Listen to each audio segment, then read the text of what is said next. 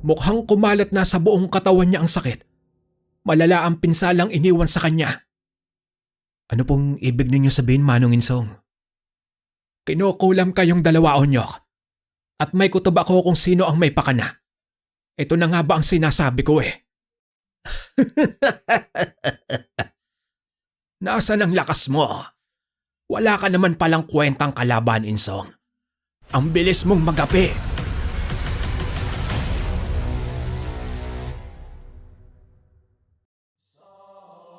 Ang kwentong mapapakinggan ninyo ay hango sa tunay na buhay. Karanasan nito ni Onyok. Kasama pa noon ang kaibigan niyang si Ramon. Taong 1979. Lugar ng Visayas. Nasa edad 20 anyos pa lamang silang dalawa nang maisipan nilang maglakbay para makipagsapalaran. Gamit lamang ang konting karanasan sa pagsasaka at lakas ng loob ay nagpunta ang mga ito sa isang liblib na baryo sa Visayas. Sa mga turo ng kakilala ay napadpad sila sa munting baryo sa dakong kanlurang parte ng Visayas. Laking syudad ang dalawa, kaya naging laking tulong sa kanila ang magtanong-tanong sa mga nakatira doon. Palipat-lipat sila ng tinutuluyan, kaya marami silang impormasyong nasasagap.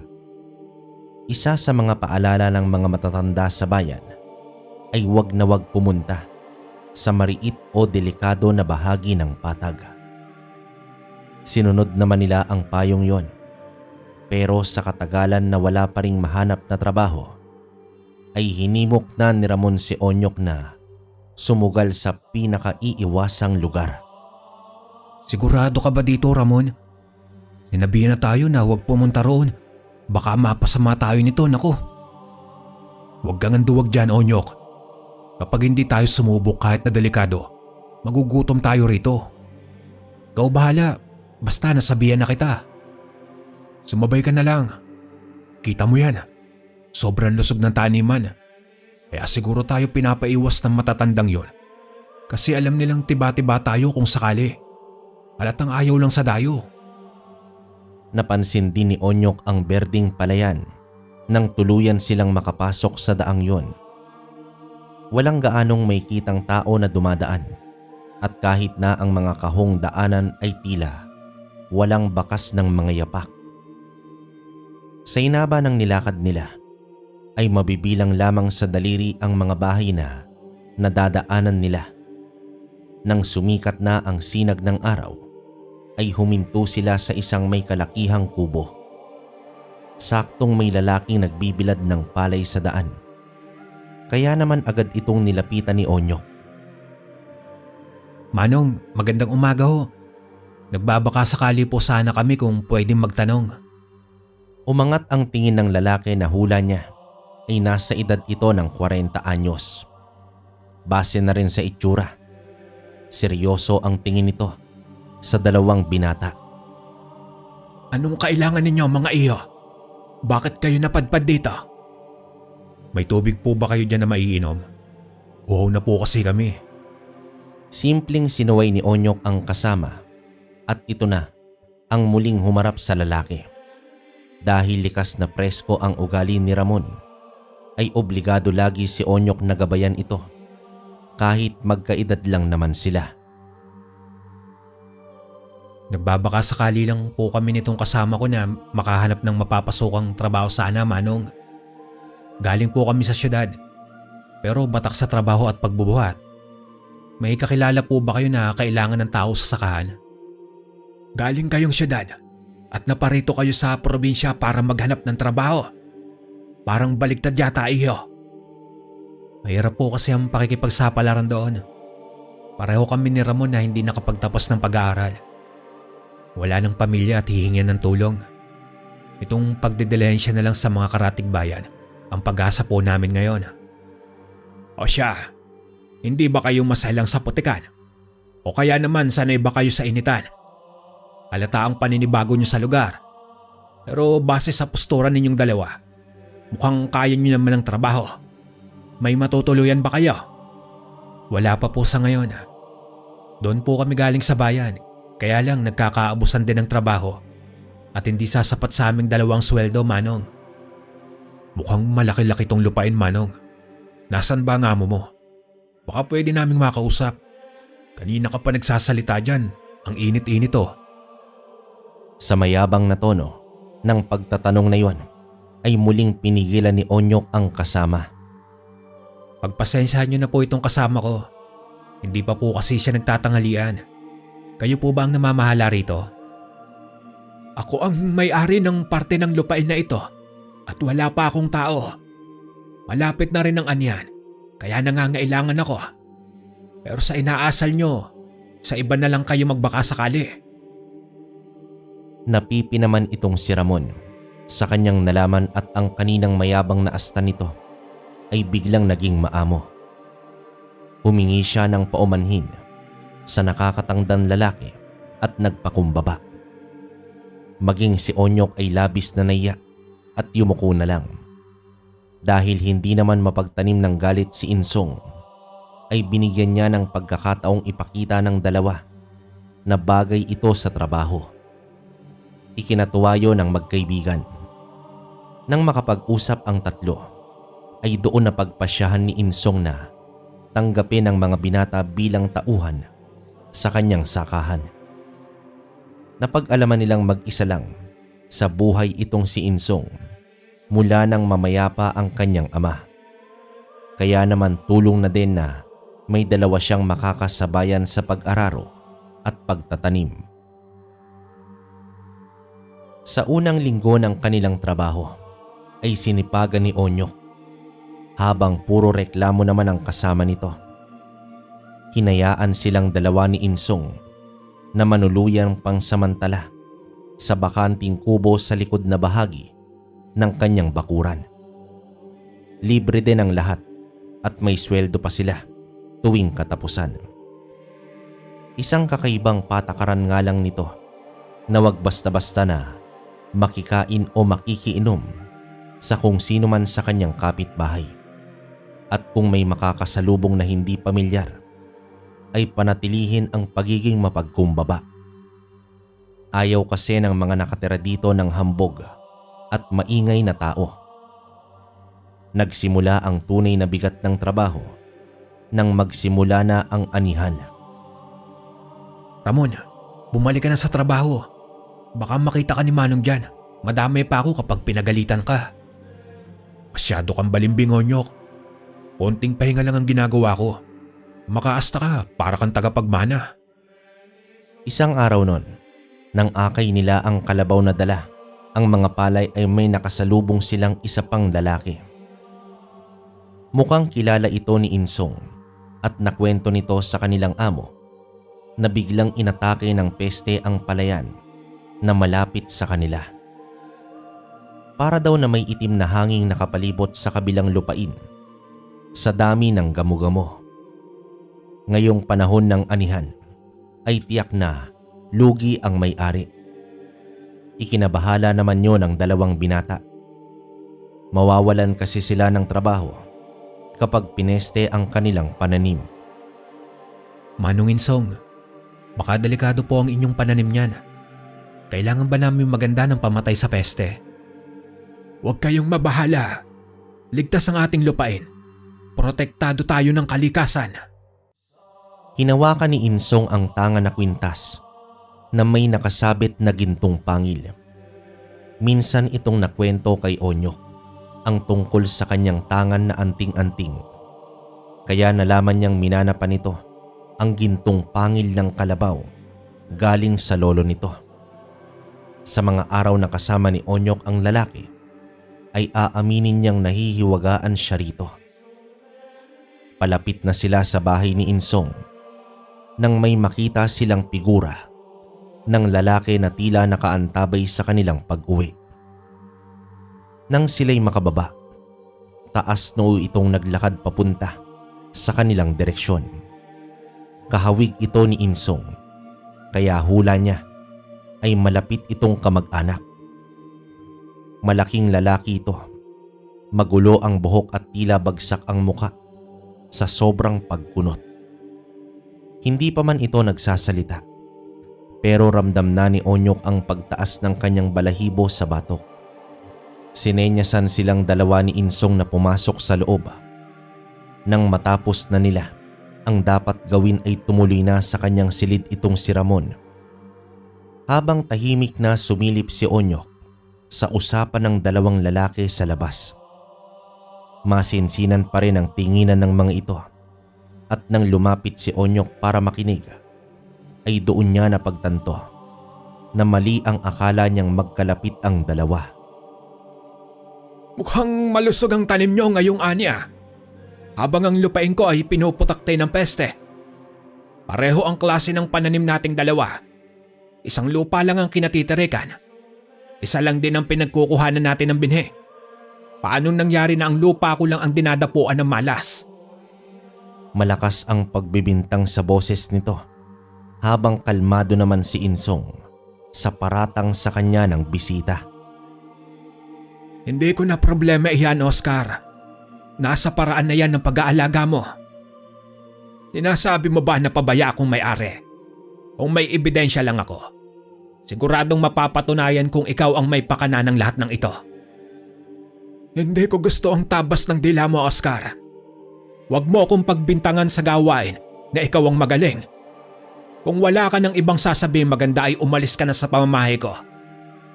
Mapagmalaki kang tunay, Insong. Kung wala ka namang gamit na anting-anting, ay hindi ka makakapunla ng kahit anong tanim. Dadating din ang araw na luluhod ka sa lupa at pagsisisihan mong kinalaban mo ako. Maririnig noon ang galit na yabag nito papaalis. Nang matunghayan ng eksenang yon, ay hindi naman makapaniwala si Onyok sa paratang ni Oscar. Sa maikling panahon na nakilala nila si Insong, ay mukhang hindi nito magagawang maminsala ng kapwa. Ano kaya ang koneksyon nito sa lalaking yon? Ikinababahala niyang madamay kung sakaling magkaroon man ng gulo sa pagitan ng dalawa. Kaya kailangan niyang balaan ang kaibigan na magdoble ingat gayong pareho silang dayo sa lugar na wala silang kakilala. Sa unang tilaok naman ng manok ay ganadong gumising si Onyok. Ngayon kasi ang araw kung kailan sila mag-aararo ng lupa gamit ang alagang kalabaw ni Mang Insong. Kung meron mang gawain sa may sakahan na gustong gawin ni Onyok, iyon ay tumulong sa paghahanda ng lupang sasakahan. Natutuwa kasi ito sa proseso, lalo na at magaan ang loob niya sa mga hayop. Masayang itinahak ni Onyok ang bakuran kung saan nagpapahinga ang alagang kalabaw ni Manong Insong na nagngangalang Kaloy. Siya kasi ang inatasang magpakain nito ngayong araw bago sila magsimula sa trabaho. Ngunit hindi pa man siya tuluyang nakakarating, ay nilukob ng masamang pakiramdam ang kanyang dibdib.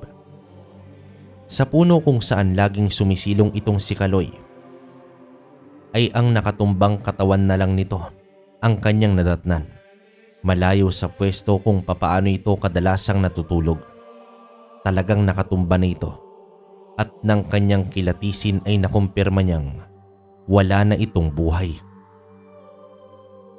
Walang bakas ng galos, ni walang kahit anong patak ng dugo. Basta na lang siya nawalan ng buhay habang nakahandusay sa putikan. Hindi ko po alam kung anong nangyari, Manong Insong. Masigla pa si Kaloy nang pakainin ko siya rito kagabi. Sigurado ka ba na wala siyang nakaing masama, Onyok? Baka may nakakalasong insekto sa dayami kagabi. Tumigil na kayong dalawa. Walang silbi kapag nagsisihan pa tayo rito. Alam ko ang estilong ito at sana lang mali ang kutob ko at dala lang ng katandaan kung bakit nangyari ito kay Kaloy. Unahin na lang natin ang pag-aasikaso sa kanyang tamang libingan. Sa halip na paghahanda ng lupa ay ang libing ni Kaloy ang inasikaso nila ng araw na yon. Pinagtulungan nilang hugutin ang katawan ng butihing katulong nila sa pagsasaka. Nang mahatid nila ito sa kalapit na bukid ay salitan sila sa pagbungkal ng lupa para sa himlayan nito. Dinasalan ni Insong ang alagang ilang taon niyang kasama Nilagyan niya ang pinatag na lupa ng kahoy bilang palatandaan at nag-iwan ng isang bugkus ng mais na dating paborito ng alaga. Sa sumunod na araw ay minano-mano nila ang pagpapatag ng lupain. Doble ito sa normal na buhos ng lakas ang kanilang ibinigay. Doble rin ang naging reklamo nitong si Ramon. Bakit kasi hindi na lang kumuha ng bagong kalabaw ang matandang yun? Eh di sana mas mabilis ang trabaho natin ngayon. Mahal ang presyo ng kalabaw ngayon, Ramon. Saka hindi naman madaling palitan ng ilang taon niya ring alaga. Siguro naman ng pagkatapos ng ilang linggo, makakakuha rin siya ng bagong kalabaw para sa sakahan. Nako, Onyok, kung makaasta kayong dalawa ni Insong, para namang tao ang namatay. Hayop lang yon, madaling palitan. Panigurado rin na hindi na ako magtatagal sa mahirap na lugar na to. Sa susunod na buwan siguro wala na ako rito. Natahimik na lang si Onyok sa klase ng pag-iisip ng kaibigan. Walang bisa ang kahit anong pagsisimpatya kay Ramon. Isang gabi noon, bigla na lang niyaya ni Ramon si Onyok na pumunta sa isang handaan. Labag man sa kalooban ni Onyok ay hindi niya maatim na hayaang mag-isa itong si Ramon. Nang makarating sila sa isang kubo na medyo malayo sa bahay nila Insong, ay nakahanda na ang mesa na nakahapag ang inumin at inihaw na pulutan. Isang grupo ng kalalakihan ang nakapalibot sa kahoy na mesa. Isa na roon ang pamilyar sa mukha ni Oscar. Papaano naman nakaabot si Ramon sa pagkilala sa mga ito? Sa paraan ng pagtanggap sa kanila ng mga nag-iinuman ay tiyak niyang hindi ito ang unang beses na naparito ang kaibigan niya. Oh, bakit nakatunganga ka lang dyan? Umupo ka na rito at tatagay na tayo. Sigurado ka ba rito, Ramon? Nabalaan na tayo ni Manong Insong na huwag kakain ng galing sa kung sino. Baka kung mapano pa tayo rito. Maniwala ka naman. Duwag ka ba ha? Wala pang namamatay sa alak at pulutan. Mag-isip ka nga. Umupo naman sa katabing upuan si Onyok at bumulong ito sa kasama. Ramon, mukhang napasobra ka na ng tagay. Umuwi na tayo, may trabaho pa tayo bukas. Ano ka ba naman, Onyok? Nagsisimula pa lang ang gabi. Tatagay pa tayo.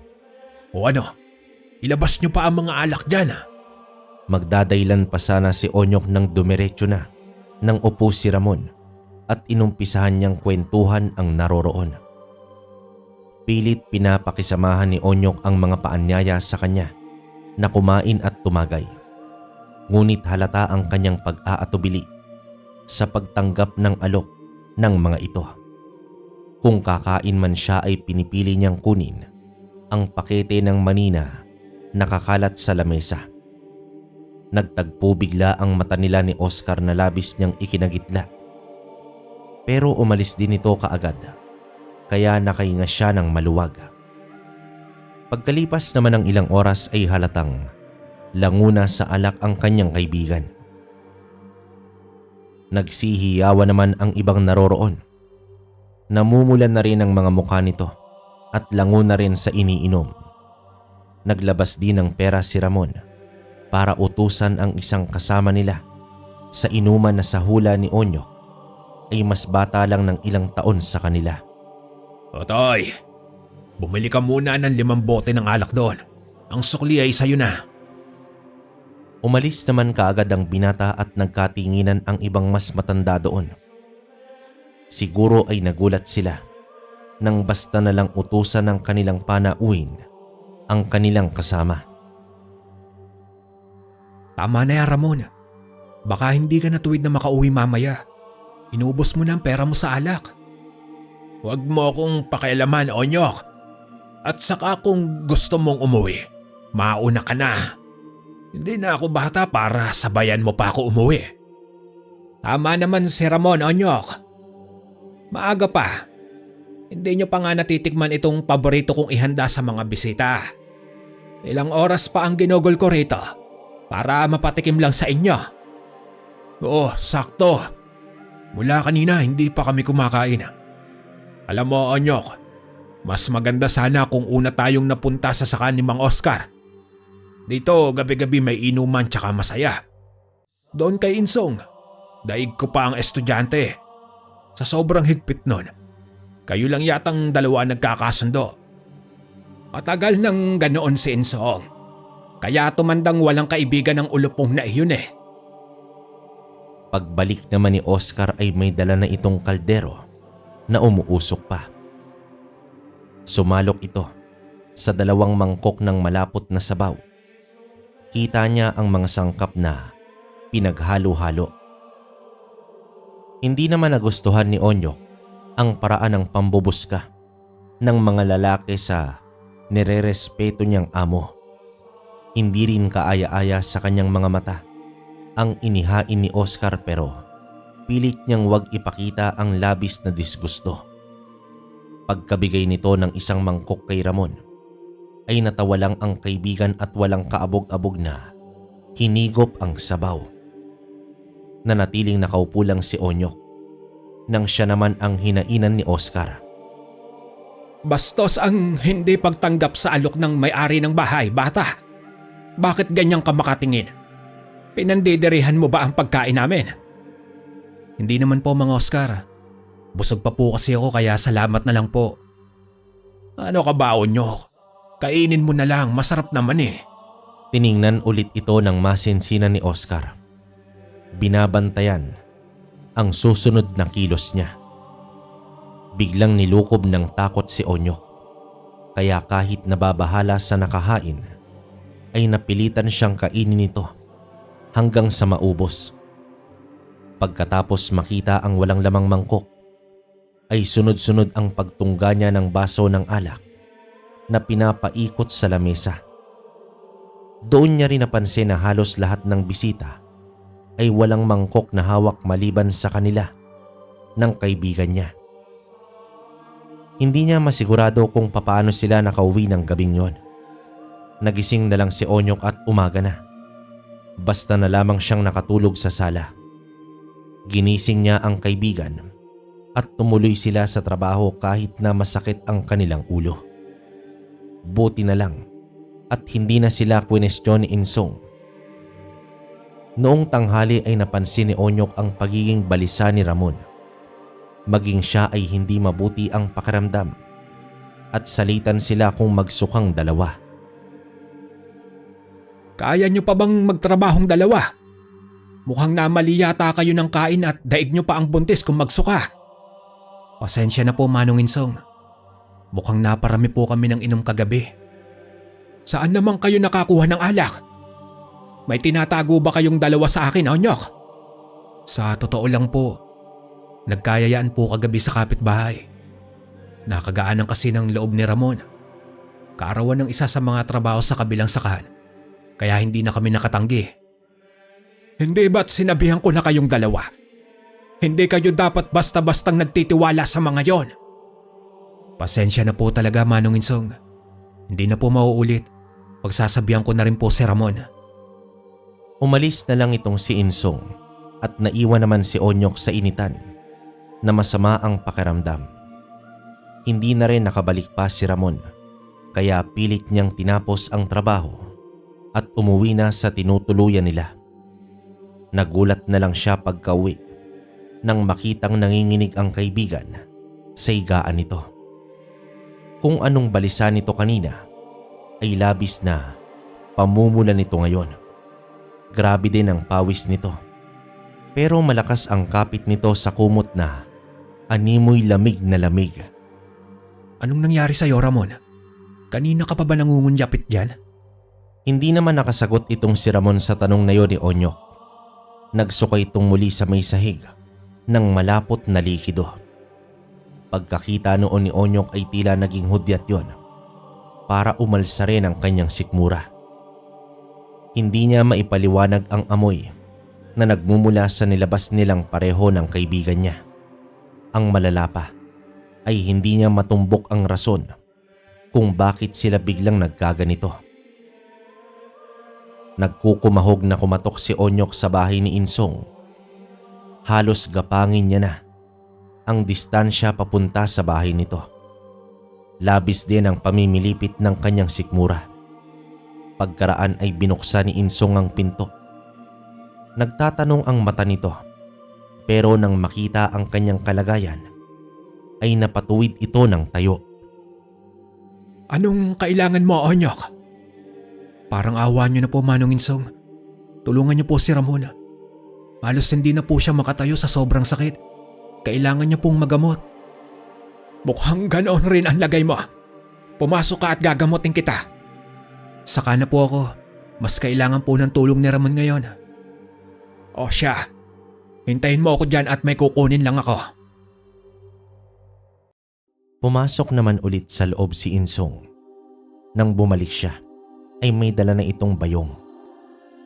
Kahit hindi na matuwid ang lakad ay sinundan nito ni Onyok pabalik sa kanilang kubo.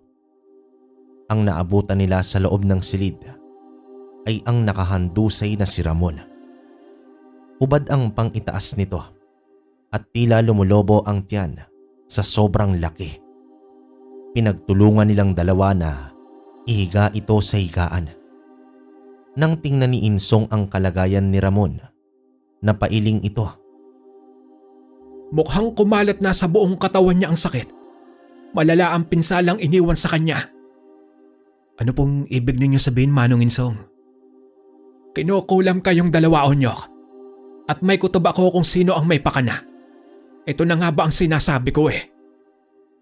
Seryoso ang mukha ni Insong habang binibitawan ang mga katagang yon.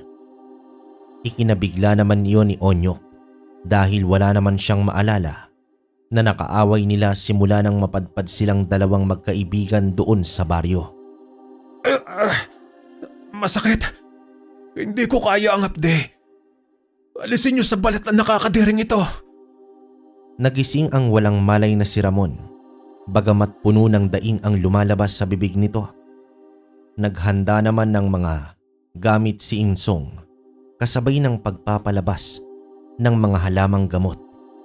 Nagpakulo ito ng tubig pagkatapos noon ay binigyan nito si Onyok ng isang baso na naglalaman ng kulay puti na likido. Nag-aatubili man ay malaki ang tiwala niya kay Insong, kaya naman ininom niya ang bagay na yon. Halos mapapikit naman siya sa sobrang pakla ng lasa pero tiniis niya na lamang yon. Ipainom mo ito sa kanya. Siguraduhin mong mauubos niya. Inutusan ni Insong si Onyok na alalayan ang kaibigan sa pag-inom ng gamot. Saktong pagkaumang ni Onyok sa baso sa bibig ng kaibigan ay naamoy nito ang matapang na amoy ng halamang gamot. Napadilat ito at pagkakita ng laman ng baso ay walang pagdadalawang isip niya itong itinabig. Plano niyo ba akong lasunin? Kita niyo nang halos mamatay ako sa sakit. Paiinumin niyo pa ako ng kung anong eksperimento. Gamot ito, Ramon. Kailangan mo tong inumin para gumaling. Si Mang Insong ang gumawa kaya siguradong epektibo ito. Alam niya ang ginagawa niya. Nababaliw ka na ba, Onyok? Naniniwala ka sa mga damong pilit niyang pinapakain sa atin? Ilayo mo sa harap ko yan. Hindi kita pinipilit na maniwala, iyo. Pero wala ka ng ibang pagpipilian sa ngayon. Ilang henerasyon na ng albularyo ang nakagisnan ko. Kaya sigurado akong mabisa yan. Dalhin niyo na lang ako sa ospital. Mas gugustuhin ko pang mamatay kaysa sa maniwala sa kahibangan niyo. Hindi na nagpapigil itong si Ramon. Kahit nanlalata na ang estado, ay ayaw nitong umayon sa utos ni Insong na magpahinga. Napilitan ding magtawag ng ibang tao si Insong para ihatid si Ramon sa pinakamalapit na ospital sa kanilang bayan. Samantalang si Onyok naman ay masunurin sa pagtanggap ng lunas galing kay Insong. Kinagabihan, biglang nanlabo ang paningin ni Onyok. Akala niya ay mabubulag siya sa dilim ng kanyang paligid kaya dali-dali niyang tinawag ang matanda. Manong Insong, tulungan mo po ako. Hindi ako makakita. Ano pong nangyari sa akin? Sobra na ang pangwawalang yan ng lintik na iyon. Kumalma ka, Onyok. Dumudugo ang mata mo. Kailangan ko itong ayusin ngayon din. Pinainom muna ni Insong ng pampakalma si Onyok. Nang masigurong kumalma na ito, ay determinado niyang pinuntahan ang punot dulo ng lahat. Kung ganito kalala ang nangyari kay Onyok, kahit binigyan niya ito ng lunas ay mas lalong nasa masamang lagay si Ramon kung nasan man siya ngayon. Pinagdasal niya na lang na mababawi pa niya ang sumpang ipinataw sa dalawang dayo. Pagkarating sa dulo ng patag, ay ang nakangising mukha ni Oscar ang kanyang nadatnan. May suot itong pamilyar na kwintas. Panay ang bulong sa hangin. Maputla ang mga mata nito at pumapadyak ang paa na animoy sumasayaw sa kumpas na siya lang ang nakakarinig. Tigilan mo na ito, Oscar. Huwag ka nang mandamay ng ibang tao sa hidwaan nating dalawa. Huli na ang lahat, Insong. Binalaan na kita pero sobrang yabang mo at masyadong mataas ang tingin sa sarili. Sa akin ka may problema, Oscar. Kaya heto na ako. Ako ang kalabanin mo ngayon ng harapan. Tama yan. Manggagalaiti ka ng tuluyan, mahal kong kapatid. Tiyak na nagsisisi si Ama na sa iyo ipinamana ang lahat ng kanyang kapangyarihan. Mahina ka noon pa man at hindi ka karapat dapat. At ngayon ay tatapusin na kita. Hinawakan ni Oscar ang anting-anting sa kwintas na suot at nagbigkas ito ng orasyon. Bigla na lamang may puwersang gumapos sa katawan niya sa kanyang kinatatayuan. Bigla namang namanhid ang kalamnan at napaluhod ng tuluyan si Insong. Nang makitang tuluyang nahigop ang lakas ng kapatid, ay dahan-dahang lumapit si Oscar sa kanyang kinaluluhuran.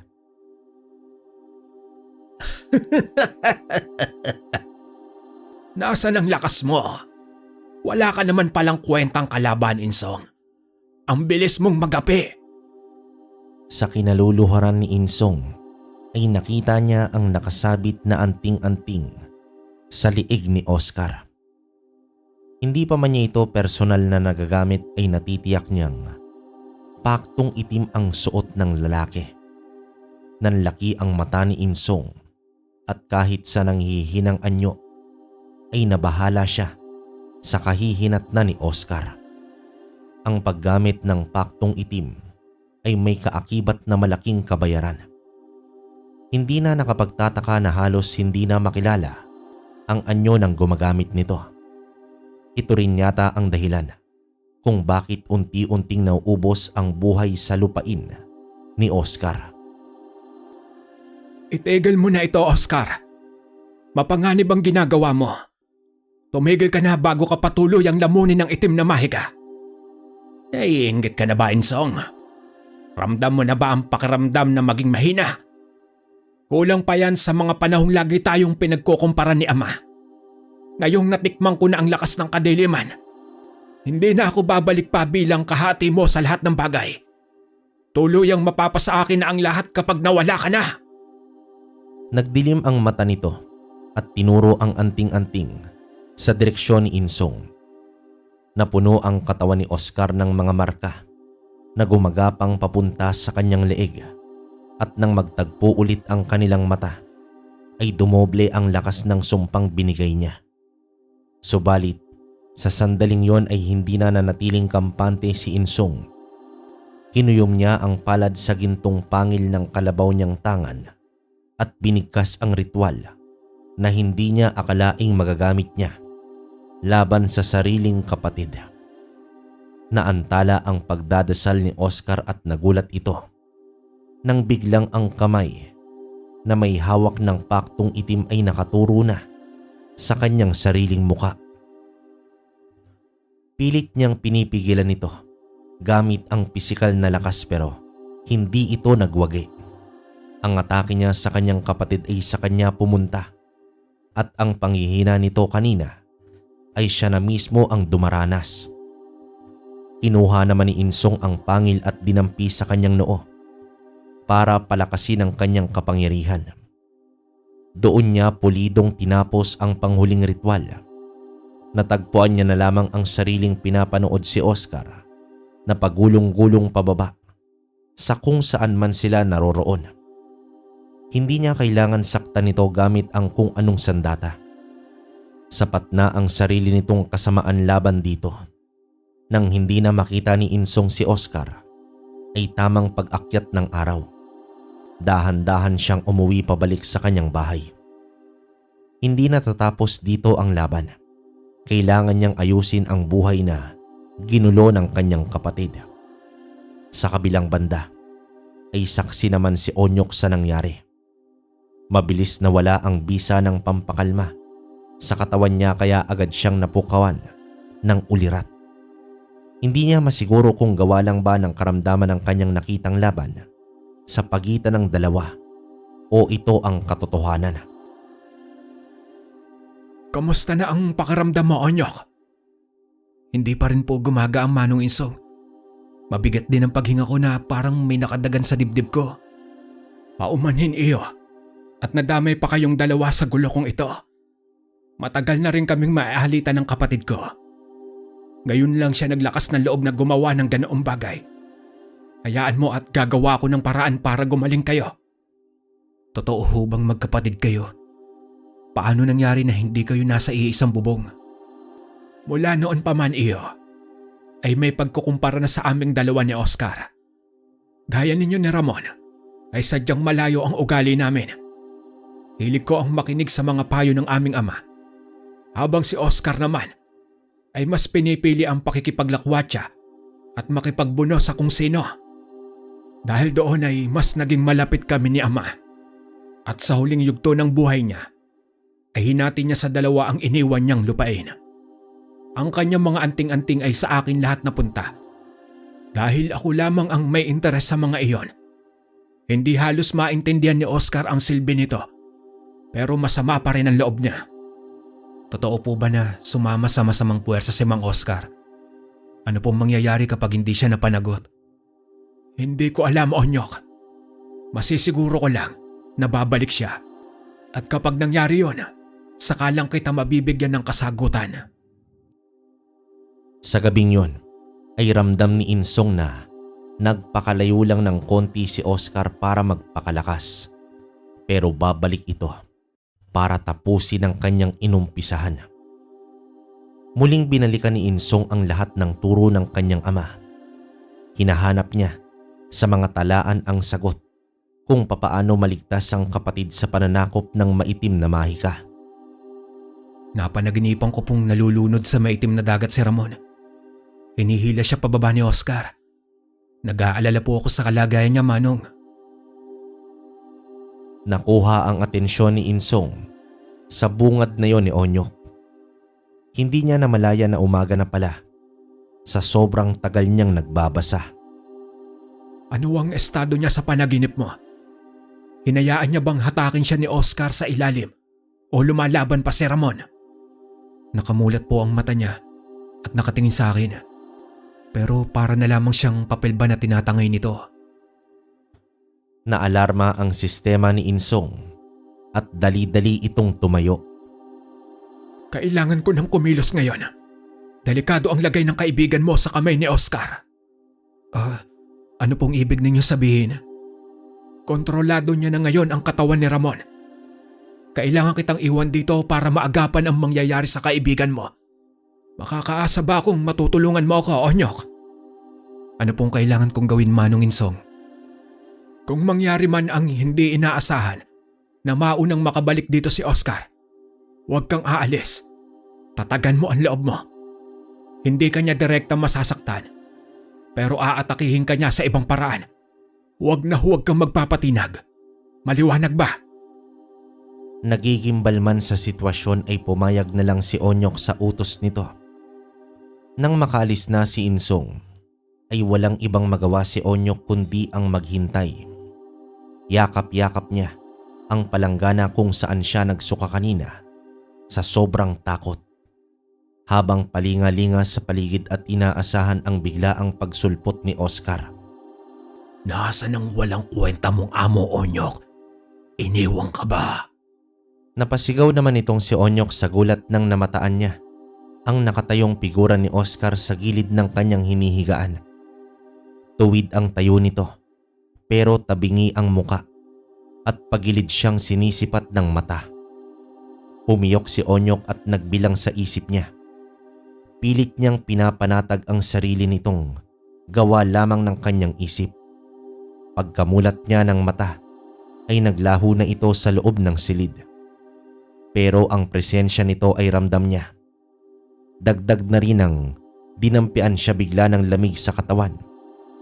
Huminga ng malalim si Onyok at dumudura sa may sahig. Hindi ako natatakot sa iyo, Mang Oscar. Nagawa mo manghatakin si Ramon, pero ibahin mo ako. Alam kong gawa lang ito ng kung anong mahika na sumapi sa iyo. Hindi mo ako maloloko, tanda. Napuno ng halakhak ang silid. Tila galing ang tunog sa mismong bibig ni Onyok. Pilit niyang takpan ang bunganga pero mas lalong lumalala ang nangyari. Pagkaraan ay nangilabot siya nang gumapang mula rito ang mga ipis. Gumapang ito palabas ng kanyang lalamunan at ramdam niya ang pagbaba ng mga ito papunta sa ibang parte ng kanyang katawan. Hindi siya mapakali at pilit na tinatagtag ang mga insekto. Sumigaw siya ng sumigaw hanggang sa wala na siyang boses. Nang sa huling subok niya sa pagpagpag ng mga ito, ay aksidente siyang natumba at nawala ng malay. Sa pagdating ng pagamutan, ay agad na hinanap ni Insong kung saan nakaratay itong si Ramon. Umaasa siya na maaagapan pa niya ito. Nang matagpuan niya kung nasaan ito, ay saktong mabilis na pagsugod din ng mga doktor. Papunta naman sa higaan ng binata. Pinagtulungan ng mga itong pakalmahin ng pasyente pero nagpupumiglas ito. Sa kinahihigaan at puti na lang ng mata ang makikita. Mas lalong lumala ang dulot ng sumpa sa katawan ni Ramon. Halos hindi na makilala ni Insong ang mukha ng lalaki sa labis na pamamanas. Kaano-ano po kayo ng pasyente? Amo niya ako, Dok. Nagtatrabaho siya sa sakahan ko. Sa tabi lang po muna kayo. Susubukan po namin ang lahat para mapagaling ang inyong tauhan. May dala akong lunas para sa kanya. Kung papayagan niyo ako, ay ipapainom ko lang ito sa kanya at aalis na ako. Pasensya na po, pero bawal yan sa loob ng ospital. Kung pwede ay maghintay na lang kayo sa labas. Hindi na umapila pa si Insong. Wala naman kasing laban ang halamang gamot niya sa modernong kasangkapan ng mga ito. Pagkaraan ng ilang minuto nga lang ay muling dumaing si Ramon. Pinipilit niyang isiksik ang sarili sa mga taong tumitingin dito ngunit hinila siya ng mga gwardiya at pilit pinalabas. Wala siyang magawa. Ang tanging paraan na nakikita niya ay ipagdasal ang kalagayan nito. Sa kasamaang palad, hindi nito napagtagumpay ang labanan ang sumpa. Umuwi si Insong dala ang balita na pumanaw na itong si Ramon. Sa daan pauwi ay inihanda ni Insong ang kanyang sarili. Naudlot man ang laban nila ni Oscar. Ngunit ngayon, nagdulot ng kamatayan ang labis na pagiging masama nito. Naghintay naman si Insong na makaramdam ng enerhiya ng itim na mahika sa kanyang daan at hindi naman siya nasawi. Dahil sa kalagitnaan ng patag kung saan makulimlim ang langit, ay sumulpot itong si Oscar. Bakas sa anyo nito ang sugat na kanyang tinamo. Dumoble rin ang pagiging maitim ng buo nitong pagkatao. Alam mo ba, Insong? Napakasarap sa pakiramdam na maubos lahat ng bagay na pinapahalagahan mo. Noong una ay akala ko malulugmok ka na sa pagkamatay ng kalabaw. Mukha kasing anak mo na kung makaalaga ka. Pero parang wala lang ito sa'yo. Ngayon naman na isa sa aliporis mo ang nasawi. Ano nang gagawin mo? Paano mo ipapaliwanag na dahil sa sarili mong kapabayaan ay namatay siya?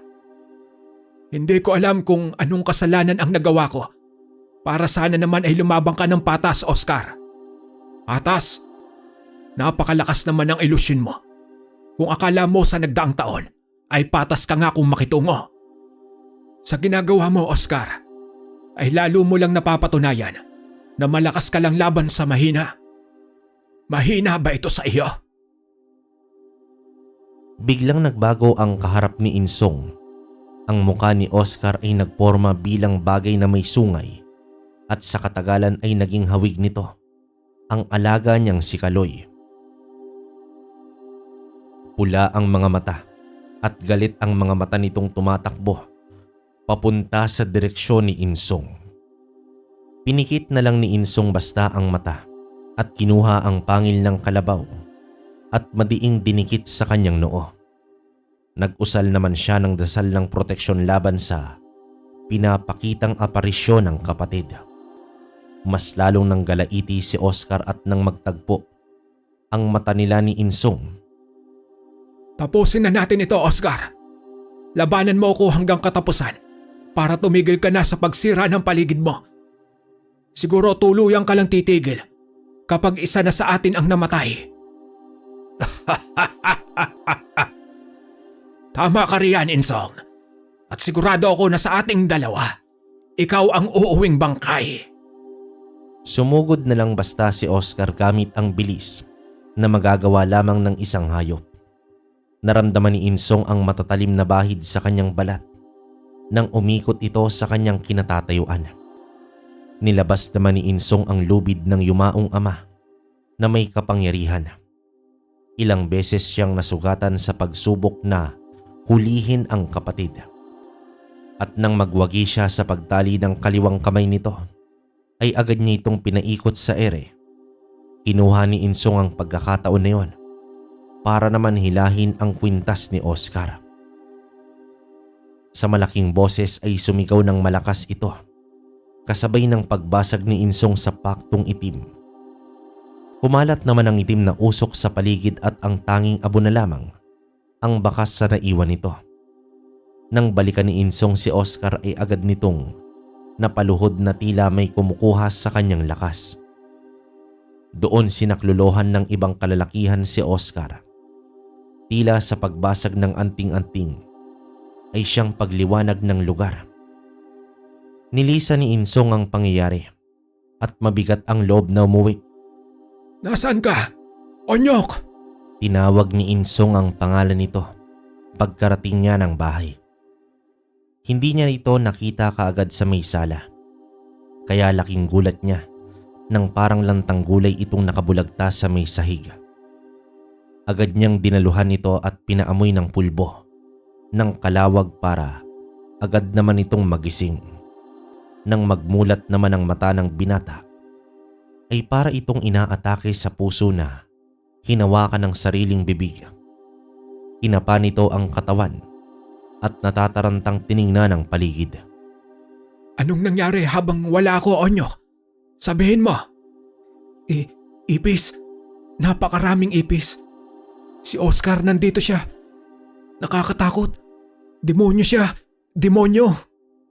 Huminga ka ng malalim, Onyok. Wala na siya rito. Sabihin mo ang buong pangyayari para matulungan kita. Hindi ko hahayaang pati ikaw ay mawala dahil sa kagagawan ni Oscar. Tumagal pa ng ilang minuto ang pagpapakalma ni Onyok sa kanyang sarili.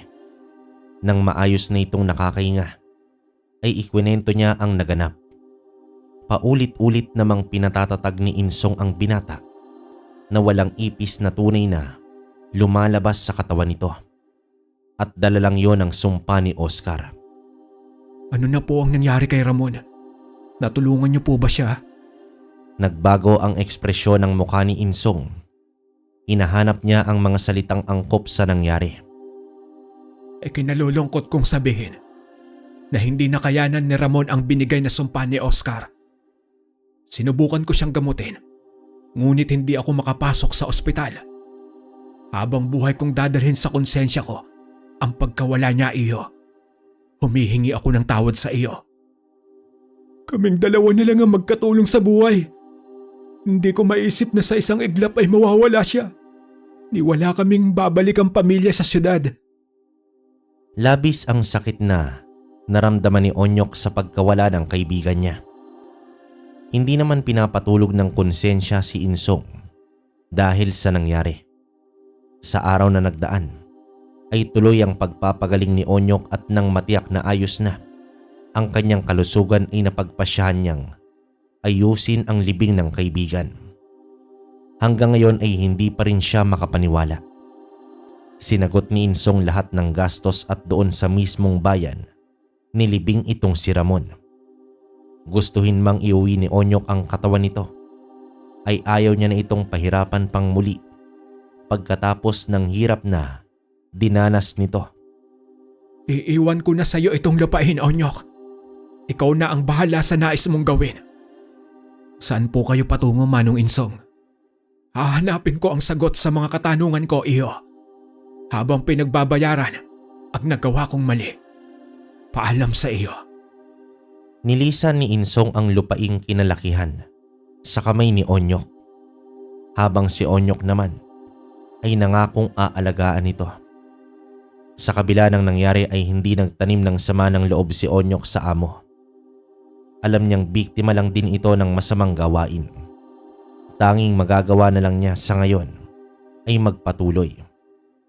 1 taon pagkatapos noon ay nabalitaan niyang pumanaw na si Oscar. Gusto man niyang gantihan ng matanda ng nabubuhay pa ito, ay hindi niya na ginawa pa. Mismong katawan kasi nito ang nagpapahirap sa kanya.